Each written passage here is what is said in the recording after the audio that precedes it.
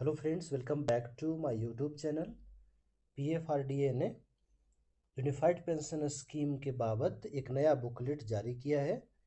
चूँकि आपको पता है कि बहुत कम संख्या में कर्मचारियों ने एनपीएस से यूपीएस में शिफ्ट होने में रुचि दिखाई है, तो गवर्नमेंट को इसके कन्फ्यूजन को दूर करने के लिए नया बुकलेट जारी करना पड़ा। 30 जून तक अंतिम डेडलाइन दी गई है और आगे भी ये जो डेट है वो बढ़ने की संभावना है। अभी जो कर्मचारियों के बीच में सबसे बड़ी कन्फ्यूजन है कि यूपीएस में शिफ्ट हो जाए या एनपीएस में बने रहे, और नए जो रिक्रूट हो रहे हैं उनको क्या यूपीएस में जाना लाभकारी होगा। तो इस सेशन के बाद हम लोग अगले वीडियोस में जब देखेंगे तो उसमें हम लोग कैलकुलेशन करेंगे, और कैलकुलेशन के माध्यम से हम लोग कंपैरिजन करेंगे कि एनपीएस और यूपीएस में कौन सा बेनिफिशियल है। तो इस सेशन में हम लोग इस बुकलेट को डिकोड करेंगे, एक एक चीज़ों को हम लोग ध्यान से जानने की कोशिश करेंगे।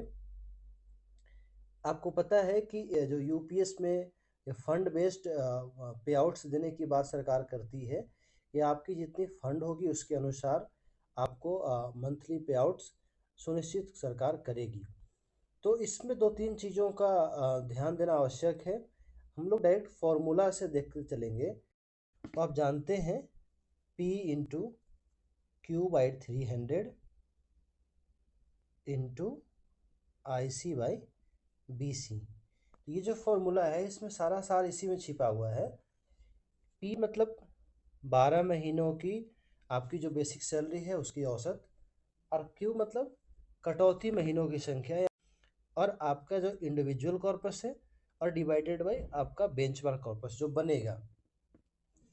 तो इसमें वेरिएबल आपको दो चीज़ है, एक जो क्यू वेरिएबल है, एक आईसी वेरिएबल है। ये आपका बेंचमार्क कॉर्पस वेरिएबल नहीं है, आपको कांस्टेंट होगा, इमेजिनरी कॉर्पस है जो सरकार आपको तय करेगी। और पी आपको कांस्टेंट है, तो बदलने वाला क्या चीज़ें हैं, क्यू और आईसी। तो जैसे आपको पता है क्यू का वैल्यू या आईसी का वैल्यू घटेगा या बढ़ेगा, उसके अनुसार जो है आपकी मंथली पे आउट्स पे डिफरेंस देखने को मिलेगा। इसी को हम लोग बोलते हैं अनुपातिक रूप से आपकी जो पे आउट्स उसको कम होने की संभावना है। अगर आपकी जो है इंडिविजुअल कॉर्पस सरप्लस है, यानी ज़्यादा है बेंचमार्क कॉर्पस से, तो जो आपकी जो डिफरेंस होगी जितना ज़्यादा होगी वो आपको बैंक अकाउंट में ट्रांसफ़र कर दिया जाएगा। और अगर कम है, ये वैल्यू अगर कम होगा, तो पूरा ओवरऑल जो वैल्यू होगा आपको मंथली पे आउट्स वो अनुपातिक रूप से कम होगा। एक जो कन्फ्यूजन थी कि एनपीएस में 60% विड्रॉवल का ऑप्शन है, तो यूपीएस में भी 60% का विड्रॉवल सरकार तय करती है। उसके बाद हम लोग आगे चलते हैं।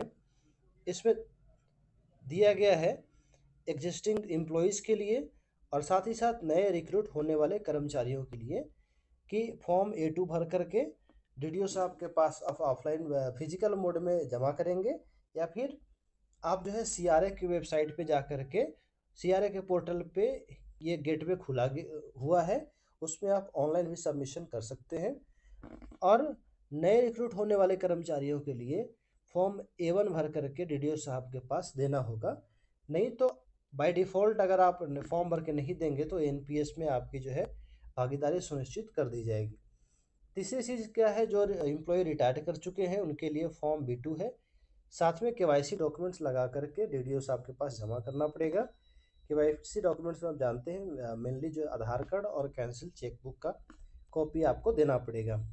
साथ ही साथ जो कर्मचारी डिमाइज हो चुके हैं, जिनकी मृत्यु हो चुकी है, उनकी जो स्पाउस होगी उनके लिए फॉर्म बेसिक्स है, और साथ में केवाईसी डॉक्यूमेंट्स भर करके फिजिकली डीडीओ साहब के पास जमा करना पड़ेगा। तो हम लोग अगले वीडियोस में जब हम देखेंगे उसमें हम लोग एक जो कैलकुलेटर है, कैलकुलेटर के माध्यम से देख लेंगे कि एनपीएस और यूपीएस में कितना जो है डिफरेंस होता है। तो सबसे बड़ी कर्मचारियों की दो तीन कन्फ्यूजन थी कि आप जो है वीआर की जो अवधि है उसको 25 साल से कम कर दिया जाए, और जो पे आउट्स की बात की गई है वो सुपर एनुएशन के बाद की गई है।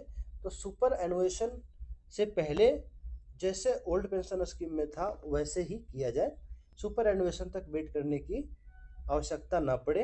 यदि कोई कर्मचारी 20 साल की अवस्था में ज्वाइन करता है और 25 साल उसने सर्विस कंप्लीट कर ली, तो उसकी जो प्रेजेंट उम्र होगी वो 45 साल होगी। यानी अगर सुपर एनुएशन की उसकी अवधि 60 साल है, तो ये जो 60 साल और 45 साल के बीच में 15 साल है, तो 15 साल में जो कर्मचारी की भरण पोषण होगी, सरकार उसको इसकी जो जिम्मेवारी है उसको तय करने का काम करे।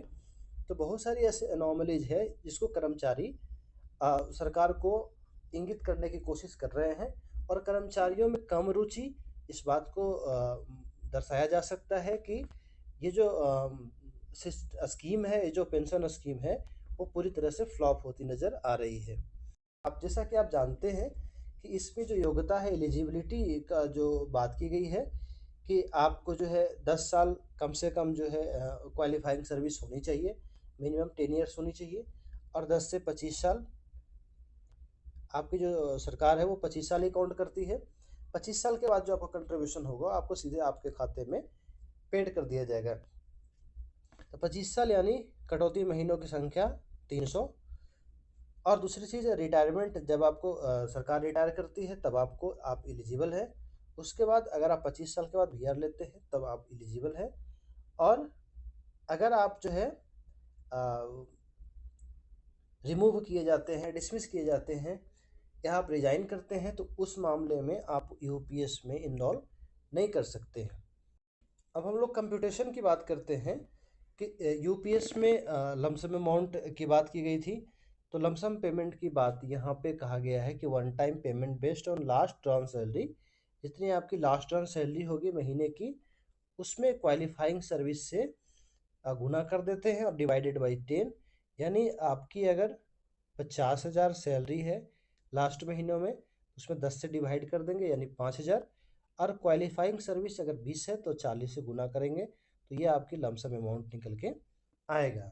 एश्योर्ड मंथली पे आउट्स की बात यानी पेंशन की बात की गई थी कि आपकी 12 महीनों की जो एवरेज बेसिक पे है उसकी आधी देने का सरकार वायदा करती है, बशर्ते कि आपकी जो सर्विस है वो 25 साल कंप्लीट होनी चाहिए। जैसे जैसे सर्विस कम होती जाएगी वैसे वैसे जो पे आउट्स है वो घटते जाएगा।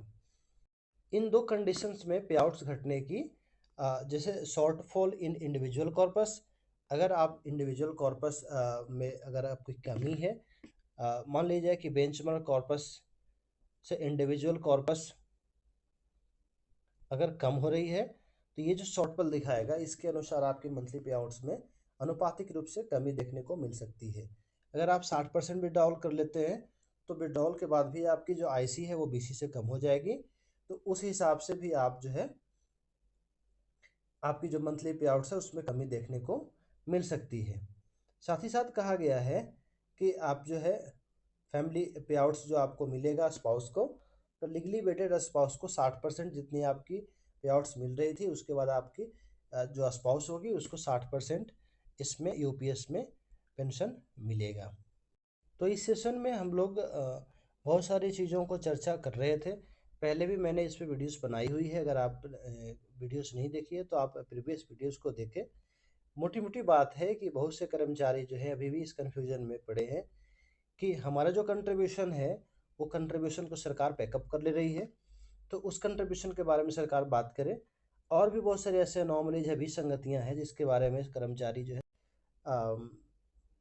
यूपीएस को स्वीकार नहीं कर रहे हैं। अगर आप रिटायर्ड कर्मचारी हैं या एनपीएस में अभी लाभकारी कर्मचारी हैं तो आप अपनी राय देना ना भूलें, और किस बेसिस पे आप यूपीएस को नकार रहे हैं वो रीज़न कृपया लिखना ना भूलें। आगे वाले वीडियोस में हम लोग एनपीएस और यूपीएस का जो कैलकुलेटर आया है उसके माध्यम से हम लोग तुलनात्मक अध्ययन करेंगे। अभी के लिए इतना ही, मिलते हैं नेक्स्ट वीडियो में।